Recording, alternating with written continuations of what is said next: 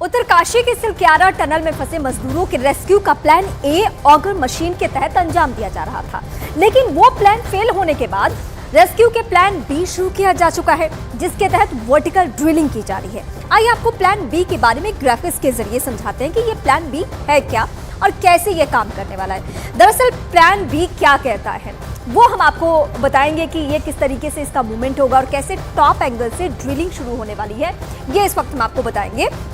तो vertical drilling चल रही है, उसके तहत मजदूरों को बचाने के लिए सुरंग के ऊपरी हिस्से से ड्रिलिंग की जा रही है। ये ड्रिलिंग का पूरा प्रोसेस हम आपको बता रहे हैं, लेकिन इस ड्रिलिंग से खतरा क्या है वो बताना जरूरी है। इससे खतरा ये है कि ये जो टनल है उस पर कहीं ना कहीं प्रेशर बनेगा और इसीलिए बीच में इस काम को रोक दिया गया था जब ऑगर मशीन से काम चलना शुरू हुआ। ये पूरा टनल के बारे में हम आपको बताइए, सिलक्यारा टनल जहां पे मजदूर फंसे हुए हैं। दूसरी ड्रिलिंग का पॉइंट क्या है, ये 320 मीटर है और पहली ड्रिलिंग का पॉइंट ये कितना है, 84 मीटर। अभी जो काम होना शुरू हुआ है वर्टिकल ड्रिलिंग का वो इसी 84 को पार करना बहुत मुश्किल है। और जो हम ऑगर मशीन के थ्रू जा रहे थे उसका दायरा कितना है, उसका सिर्फ और सिर्फ 60 है, जिसमें हम कहां तक पहुंच चुके हैं, हम 48 से ज्यादा पहुंच गए हैं और 48 के बाद हम मैनुअली जा रहे हैं, यानी कि वो रास्ता अभी भी हमें बहुत जल्द पहुंचाएगा अगर मजदूर उस तरीके से काम करते रहे। लेकिन सेकंड विकल्प के तौर पे हम इस पे फोकस करें। मैं फिर दोहराऊंगी आप दर्शकों के सामने कि इससे थोड़ा खतरा है और इसी खतरे को भांपते हुए हमने इस काम को बंद कर दिया था, क्योंकि ये टनल है और टनल के टॉप एंगल से जब ये 84 मीटर तक नीचे तक ये ड्रिलिंग होनी है तो इसमें कंपन होगा। जो हैदराबाद की मशीन लाई गई है उसी का इस्तेमाल यहाँ पे हो रहा है। ये इस वक्त हम इंपॉर्टेंट लाइन से आपको बता रहे हैं, बड़ी बातें बता रहे हैं कि कैसे ये होना है। तो पहली वर्टिकल ड्रिलिंग 84 मीटर की होगी, जबकि दूसरी ड्रिलिंग 320 मीटर की होने जा रही है। वर्टिकल ड्रिलिंग को ऐसे आप समझिए जैसे हैंडपंप के लिए बोरिंग करते हैं, वैसे ही ये बोरिंग की जाएगी और इसमें 15 से 20 दिन का वक्त लग सकता है।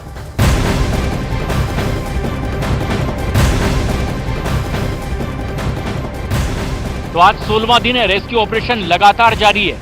यहाँ पर तो एक कैंप ऑफिस बना दिया गया। जनरल वीके सिंह केंद्रीय मंत्री जो लगातार रोजाना यहाँ पर आते हैं, आज भी वो आए, पूजा अर्चना की, अंदर गए और मुख्यमंत्री धामी भी यहाँ पर थे मौजूद। आज जिस तरीके से अपडेट है वो उन्होंने लिए, परिजनों से भी वो लगातार बातचीत कर रहे हैं और आश्वस्त कर रहे हैं कि बहुत जल्द कामयाबी से ये मिशन कंप्लीट होगा और तमाम लोग सुरक्षित बाहर आ जाएंगे। क्या उनके पास जानकारी पहुंची है, खुद मुख्यमंत्री ने इसकी जानकारी दी। जो काटर हैं, काटने वाले हैं, उन्होंने आगर मशीन काट के पूरी निकाल ली है। आगे का कुछ पाइप का हिस्सा भी टेढ़ा हुआ है, वो भी नुकसान हुआ है, उसको भी काट के बाहर निकालेंगे। उसके बाद ड्रिलिंग का काम और पुशिंग का काम शुरू होगा। हम उम्मीद करते हैं कि जल्दी जल्दी ये काम पूरा होगा। सभी एजेंसियां काम कर रही हैं। आदरणीय प्रधानमंत्री मोदी जी लगातार इनके बारे में जानकारी भी कर रहे हैं। जरूरी जो काम होने हैं उनके लिए भी लोगों को उन्होंने सबको लगाया है। पूरे देश की एजेंसियां लगी हैं, विदेशों के लोग भी लगे हैं। जल्दी से जल्दी ये काम होगा, यही आश्वस्त किया है सबको। मुख्यमंत्री को आप सुन रहे थे जो वहीं पे मौजूद है। उत्तरकाशी के सिलक्यारा टनल में फंसे मजदूरों को निकालने के लिए प्लान बी के अलावा प्लान सी भी तैयार है, जिस पर काम भी शुरू किया जा चुका है ताकि मजदूरों को जल्द से जल्द बाहर निकाला जा सके। और ये प्लान सी क्या कहता है, ये प्लान सी किस तरीके से एक्टिव होगा, ये मैं बताऊंगी इस वक्त आपको। प्लान सी के तहत टनल के दूसरे छोर यानी डंडला गांव की तरफ से ड्रिलिंग की जा रही है। अब ये मैं एरिया दिखाती हूँ, ये टनल। प्लान सी क्या कहता है, प्लान सी कहता है कि ये जो गांव है, ये जो एरिया है, यहां से खुदाई शुरू होगी और हम पहुंचेंगे कहां तक, मजदूरों तक पहुंचने वाले हैं। लेकिन इसमें भी दिक्कत है, वक्त बहुत लगेगा और 3 ब्लास्ट भी किए गए हैं। प्लान सी पर भी रेस्क्यू टीम तेजी से वर्क कर रही है ताकि अगर प्लान ए के तहत दिक्कतों का सामना करना पड़े तो रेस्क्यू ऑपरेशन में कहीं कोई अड़चन ना हो और मजदूरों को बाहर निकालने के काम में रुकावट नहीं आए। तो ये प्लान सी है जिसको हमने आपको बताया, लेकिन इसके लिए बुरी बात यह है कि वक्त बहुत ज्यादा लग जाएगा।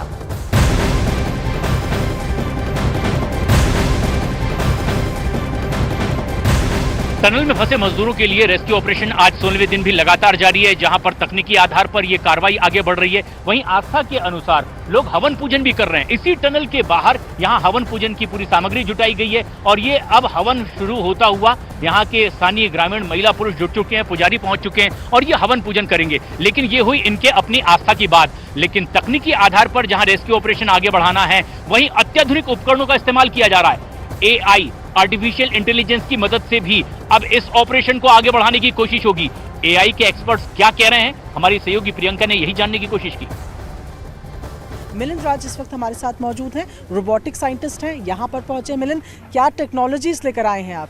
सो मैं लखनऊ से indigenously developed rescue robotic system लेके आया हूँ, जो कि बहुत सरल भाषा में बोले तो 3 मेजर वर्क करेगी।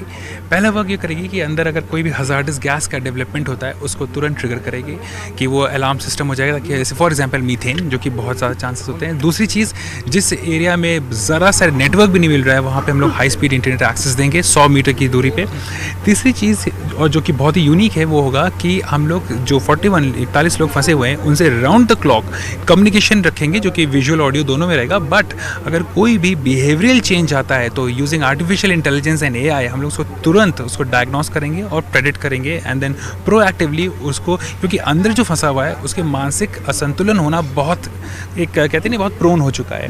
ये एक उदाहरण के तौर पे मैं बताता हूँ, लिफ्ट में व्यक्ति फंसता है तो वो विचलित हो जाता है, तो यहाँ तो इतने दिन से तो ये 3 चीज़ें हैं जो कि एक ह्यूमैनिटेरियन ग्राउंड पे हैं और ये यकीनन बहुत ही एक अच्छा रिजल्ट उनको देगा। ठीक है।